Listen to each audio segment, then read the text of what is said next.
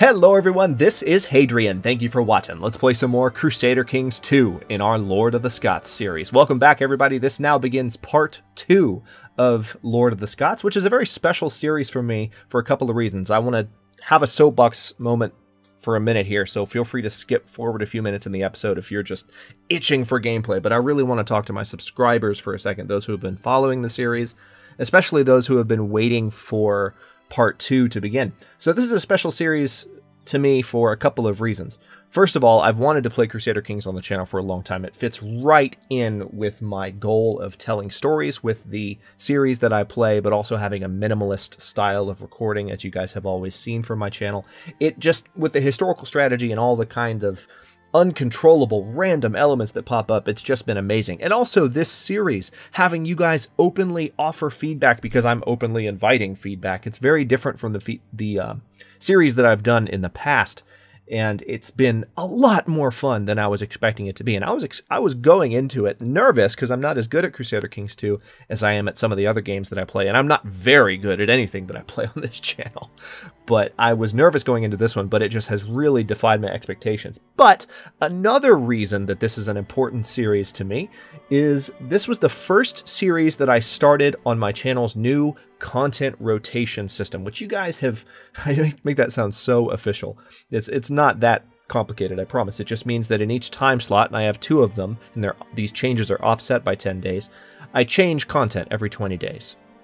And the response to this has been so positive, and I really appreciate you guys for being patient with it. I know it was jarring at first, those of you who came to the channel just as Total War viewers, or just as Crusader Kings viewers, and all of a sudden you're watching a series and you're enjoying it. You've had, you know, in the case of Eternal Empire, it'd been going for 50 episodes, and all of a sudden, just kidding, we're going to play Crusader Kings II.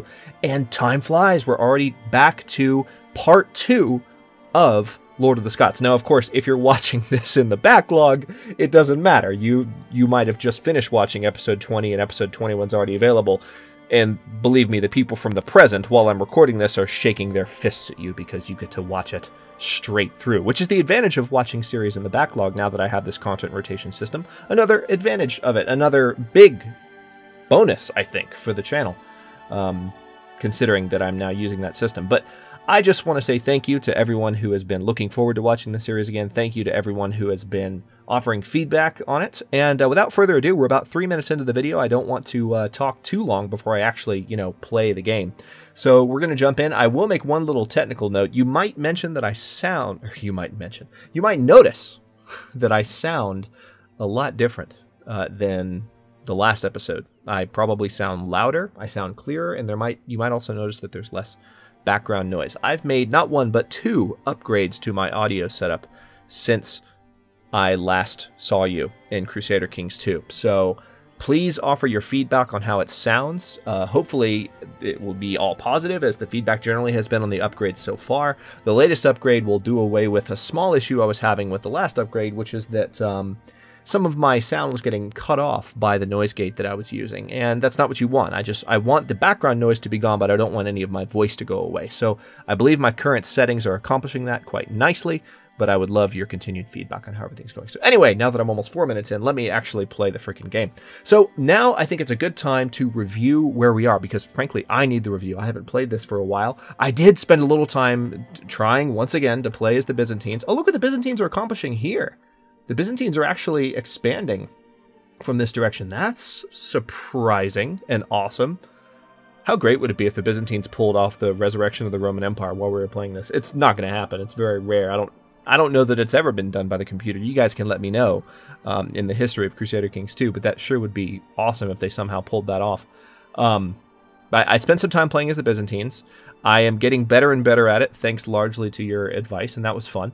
But other than that, I haven't played the game since we set it down. So, Pictland. If you are somehow just joining us and you don't know what's going on this series, my objective with this series is to form Scottish culture, first and foremost, and then rule the British Empire, the Empire of Britannia, as a Scottish overlord. Either that or do a new empire. I'm not wedded to just having the Pictish approach, or I'm sorry, just the Scottish approach, or you know what, I said it wrong both times. I'm not wedded to just using the Empire of Britannia. I am just as long as we have an empire controlling the British Isles, I will consider the series complete. Some of you have wanted me to invade Italy after some recent events in the Eternal Empire series and Total War Attila, which I might do as a bonus at some point in the future, but it's not going to be part of the series proper, I don't think. Don't mean to disappoint you. But so we are King Alexander of Pictland. He's 24. He's awesome. He's not actually the best of...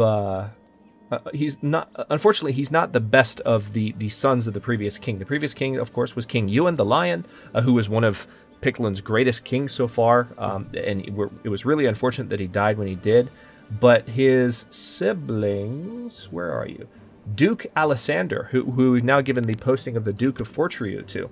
So this is the biggest dukedom and the biggest duchy in this kingdom, and it's controlled by our bloodline. So even if there was a rebellion in some way, we would continue to play as this character because he was still on the throne. As long as someone in your bloodline is still in charge, you don't lose the game, which is nice. It can be difficult sometimes to remember that, and you're so focused on staying in power as one character. But what matters is your bloodline, and this little icon here. So, and as always, guys, I've said this before, but feedback is as welcome as ever with the series. I would love for you guys to let me know what you think and to continue to give me some tips on how to play.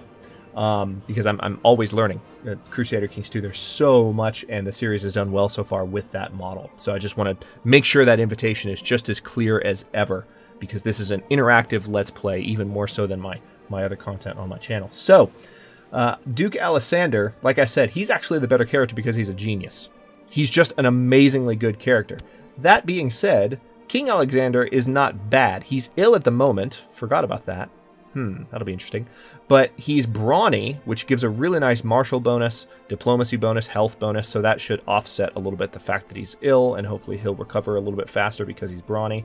But it helps with his vassal opinions, it helps with tribal vassals' opinion, which there shouldn't be any tribal vassals left. I don't believe there are. But it's a good trait to have. And he's only, like I said, 24 years old. So as he gets older, hopefully these traits will get even better.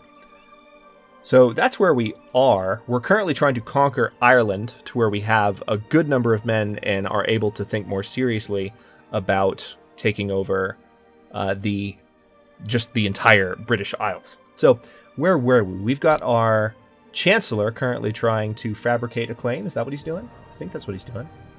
Yes, he's currently in Osraig, and it looks like he was just assigned to do that before the end of the series. So we're going to try and fabricate a claim on the last piece of Irish territory that is not part of the Duchy of Mumu, and then we will go to war with the Duchy of Mumu. Or, as someone suggested, we'll see if maybe one of the kids, one of the female children, develops a strong claim on the Duchy of Mumu. And if that happens, this is a claim on the county of Desmond. So, yeah, we have a lot to do. And I know a little bit less about how to kind of conquer a kingdom by using claims, but what I'm thinking has to happen, and this is where I'm going to ask for feedback directly, is, again, you would have to marry a daughter of the current ruler that had a strong claim. She wouldn't be the heir, but she would have a strong claim, or even a weak claim, on the kingdom or the duchy itself.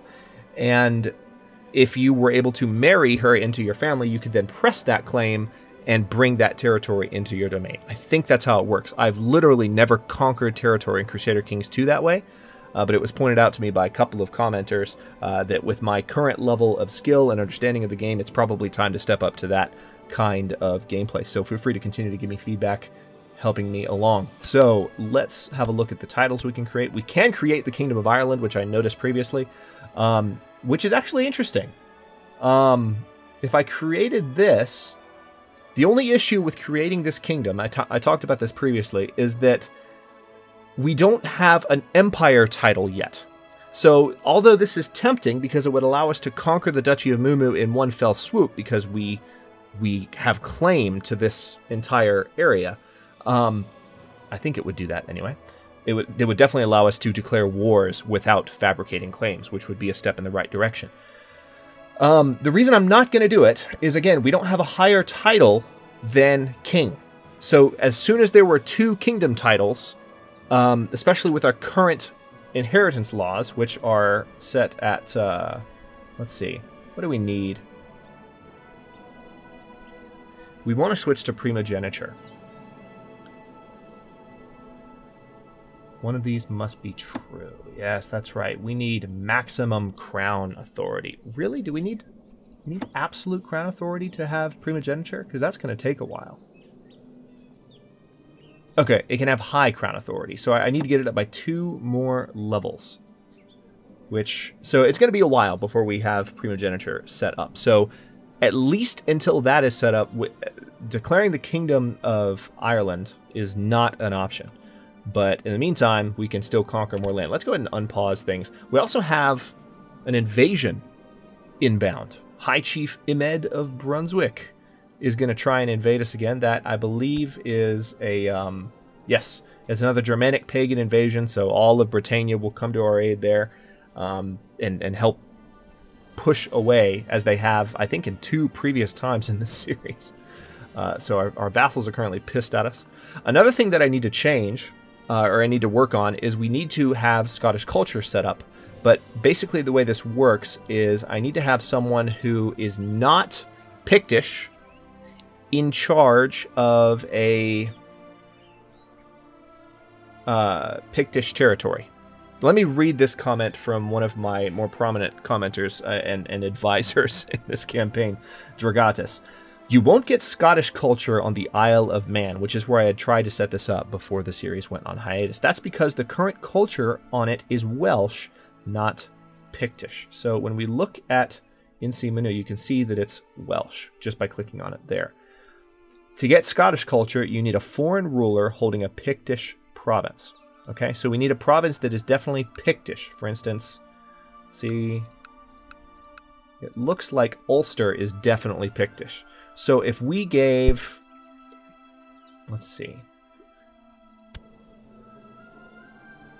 Right now, the Duke of Incy Hilth has control of Ulster. But really, any of our provinces that are Pictish, at any point, if I, let's see what I have here. I already have, what do I have under me? Let's pause things for just a moment. The county of Sursin. I have the county of Yuan, or is that Yuanun, rather? County of Fotla, and Connacht. Now, this is also, yeah, this is going to be Irish. So I would have to basically give one of these if I wanted to do this now, or I would have to get a title from someone else somehow, and then give it to someone who is not Pictish. And then slowly but surely, as another commenter pointed out, you would have Scottish culture flooding in. So right now we're waiting on this claim to be fabricated. this fame to be fabricated is what I almost said. Let's go ahead and speed things up a bit. And then after we hopefully conquer this last piece, actually we need to look at this. What's going on here? He's not at war with anybody,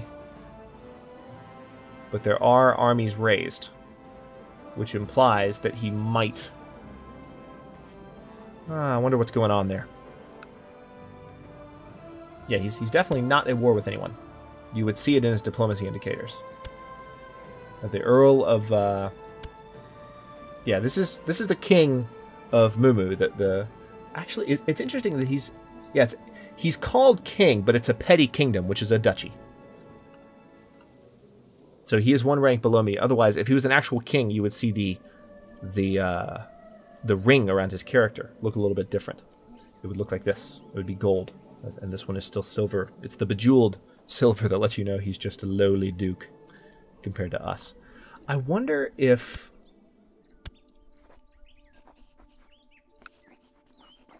Yeah. we can't vassalize him. We can't declare war on him, though. We have a few people... Interesting. A few people in our domain have claims on some of his land already.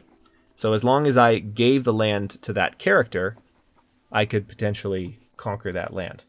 Not something I really want to do, frankly. But, yeah, see, he has a daughter but she has no claims. So I mean, if the child doesn't have a claim, then I don't know that there's any point. And this is where again I need you guys to advise me a little bit. But if there are no claims, like this guy has a strong claim on the kingdom of Pictland, Duke Alessander, and you can see that by looking at him. If that's not there, see, my daughter here has a weak claim on the kingdom of Pictland. We need one of those. That's how we can potentially conquer the kingdom of Mimu. Now, what about Northumbria? There's a question. The king of Northumbria, does he have any children that potentially have claims? None whatsoever. See, there's this dearth of characters that actually... Oh, let's unpause things. There's this dearth of characters that actually have claims. And that makes me a little bit nervous about whether or not I'm right about how this system works. Gwynedd. Yeah, this child doesn't have any claims. This child doesn't have any claims. This character has a weak claim on the county of Vernig. Right there. So I know that they don't have to be, like, in my territory in order to see... Oh, wait, hang on. Prince Ewan. This is our heir. Let's go ahead and raise him ourselves. No. We're going to take care of it. We're going to take care of this ourselves. And is there anyone I can betroth him to that would be a good character? What about a genius? There's a courtier in Galicia who's a genius. All right, so far she is... How old is she? She's 4. She's not much younger. Interesting. We'd actually gain prestige from this marriage. Yeah, we're going to go ahead and set up this betrothal so that we can make sure that he has a wife that comes of age around the time he does, 2 years after he does, that then is able to potentially pass down the genius trait to our offspring. Funny story about the Byzantine playthrough that I was doing. Let's unpause things while I tell this story. About the Byzantine playthrough that I was doing in the just in my off time. You know, I would love to restore the Roman Empire in Crusader Kings II. I just find it so challenging to do. All right, good. They've accepted our suggestion of a betrothal, which is great news. These bonuses are going, or these penalties are going down. So let me slow things down while I tell this story. So I've been playing as the Byzantines, and I have this awesome emperor. He's a young emperor. He takes charge at a very young age just by sheer coincidence. He's a great character. He's strong. He has a number of other good traits as well. He was well raised by his father. I think he's the grandson of the original emperor, starting at the earliest possible date as the Byzantine Empire, trying to restore the Roman Empire. And I betrothed him from a young age to this genius character. So he's strong. She's a genius. I'm like, oh man, we're going to have awesome babies, right? So she gets to the court, has an affair, right? This marriage was planned for like 10 years. She gets to be the wife of the emperor of the Byzantines, and she cheats on him. So we divorce. I don't kill her, but we divorce. He gets married to another young hot thing that has the genius trait. She gets to the court, and then they have a child who is neither strong nor a genius, and then she cheats. I might have almost thrown my keyboard. Didn't actually throw my keyboard, but I was tempted to. Oh, man. Okay, good. He's no longer ill. That is good news. Let's speed things up a little bit more because we're waiting for this to pass. And then we're just going to slowly start taking over the Kingdom of Ireland so that we own all of this land as Pictland. Okay, looks like this guy has declared his war, which we saw that coming. We should have some people jumping in to join us. All right, so we have some people. Yeah, so that was the first offer to join. We are going to have some people show up along our shores fairly soon. But these wars have gone well in the past. They'll be a little bit more challenging once I control more of this territory, you know, and I'll have to fight these guys off myself, but I'll have a bunch of men. It won't be challenging to do in that regard. All right, so here's their first. All right, tell you what, hang on. Let's see where they land, and then we're going to raise troops everywhere else. I should have already raised troops. frankly. But we're going to see where they land. Okay, that's actually not even that many. All right, so I'm going to hold down control because we don't want to raise troops anywhere where there might be people already. All right, so now we're going to get these people to go. All right, you guys are going to go this way and then that way. You guys are going to go that way directly. And then you guys are going to come down here. And I don't think there's anyone else, is there? All right. My hope is that when they see these troops nearby, they don't, like, say, they don't make an attack of opportunity and kill these stacks while they're small. So far, this one army that's landed, I should be able to handily defeat in battle. We just need our armies to march together. It's good to be playing Crusader Kings II again. This is nice. Oh, awesome. So there's a 33% chance of us gaining one of those three, either military, economic, or cultural technology points. Let's have a look real quick. We have a lot of economic points. I could research castle infrastructure. I feel like that would help a great deal.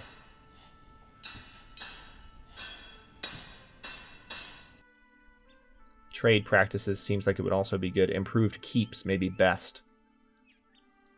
Yeah, let me go ahead and do that. And I can do castle. Yeah, I just have so many points in this category. I need to do more stuff. Maybe castle infrastructure as well, and then I'm going to leave it. I don't want to get too far ahead.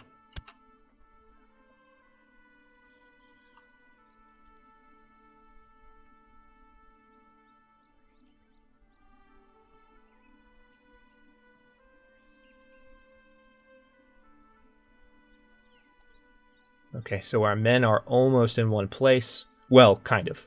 We're still waiting on a few armies to march together, but this is definitely a larger force than what you're seeing here. So we should be able to fend off these invaders pretty easily. Meanwhile, we're still waiting on this claim to fabricate, but this is a good distraction in the meantime, this newest invasion. You know what? I don't think I need you. Go away. Go away. I don't need you. All right, we've got things on speed 2 right now, which is a pretty good speed to operate on when you're at war. Speed 1 or 2, just so that you really have fine control over everything and don't lose track of what you need to be doing. All right, so we're going to march this army here. Looks like there's not going to be a defensive bonus. Oh, they have additional troops now. So, okay, they have an additional army that's also marched in. So things are also a little tougher now. I'm going to, well, tell you what, before these guys die... That's unfortunate. They have so many.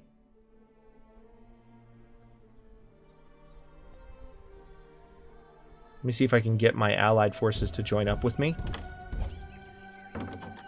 Alright, so we have some people offering to join, but my army is not quite big enough. They definitely marched some additional troops in. So I need some of my allied troops to get up here. Please? I would really appreciate your help. It would be useful to me in this time of crisis. Tell you what. Alright, we'll see if these guys join me. If they join me, I should be good. Wait, no, now they're going another direction. Here's what we're going to do. We're going to attack this army, because we vastly outnumber them. And my hope is that by the time I get to them, I can... Or by the time these guys try and join the battle... Okay, wait. When guests arrive, my son Ewan is the first to greet them and shower them with questions. This child clearly has potential. Yeah, my hope is that we can finish off most of this army before these guys arrive. Crap, we're not going to. Oh, that's not good. That didn't go the way it was supposed to. Crap, crap, crap. All right, good. We're going to go ahead and use this claim. We're going to go hunting. Oh, that sucks. We're going to lose this battle so bad. Their morale is actually dropping lower than ours, though. Oh, and they're losing men quickly. I guess because... Hang on, what's the makeup of their army? I bet that could explain it if we look at... How do I actually see the makeup of their army? These are... It's mostly light... Yeah. I'm mostly heavy infantry. They're mostly light infantry. So that explains why they're dying. And their morale is dropping. So... We actually have the vastly superior forces technologically compared to them. So that's good. All right, so we just repelled their first attempt at an attack. And actually, on that note, I know I went over a lot at the beginning of this episode. The next episode will be less talking and more doing. But since we've hit about a 25-minute mark, I think I'm going to go ahead and cut this episode here. And we will continue in Lord of the Scots now that we're back. Next episode with just making sure that this army doesn't happen, and then, or that this invasion doesn't happen. And then we have this county down here that we need to conquer. So Osraig will be on our radar next. We need to take that as fast as we can once this invasion has been repelled. So thanks very much for watching. I'm so glad to be playing Crusader Kings 2 with you guys again. If you have any questions or feedback on the series, feel free to ask them in the comments below. You guys know comments are always welcome. I upload new episodes in Lord of the Scots every day at noon Eastern Daylight Time, which is GMT-4 for those of you not in the States. And comments are always welcome. Again, let me know what you think, and I will see you in a bit.